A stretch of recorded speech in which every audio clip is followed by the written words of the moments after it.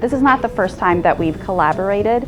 Last year, it was my first year here at Hersey, and Mr. Heil came up to me asking if there's any artwork that could potentially work with the music he's chosen. I went to Miss I and I was like, hey, we're playing this piece that's inspired by Aurora Borealis. Like, I'd love for your students to listen to it and have their own like organic reactions, like through visual art for the piece.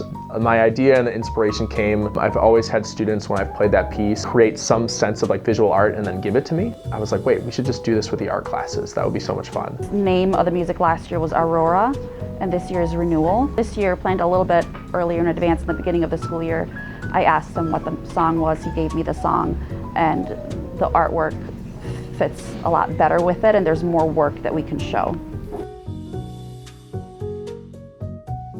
I was pretty excited for the project. I was really excited.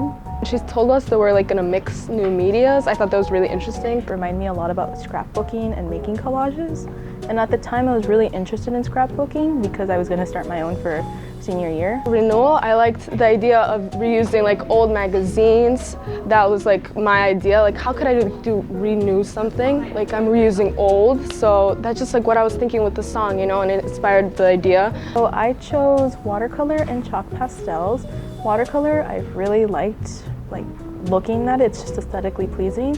And then the chalk pastels, I never done until this year. We experimented a lot during Figure Friday, and I just liked the texture, I liked how it blended, and I liked the colors.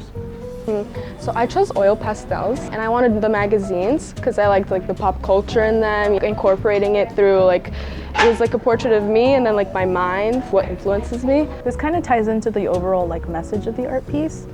So blue is obviously a very like sad color, so I made the base blue out of the watercolor just to show off that emotion, the emotion of sadness, and another emotion was isolation and loneliness.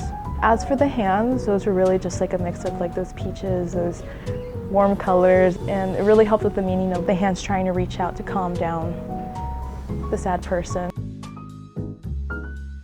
A thought process, so I used the red string. It kind of looks like a crime scene, but instead of crime, it's more like my thoughts, like what influences me.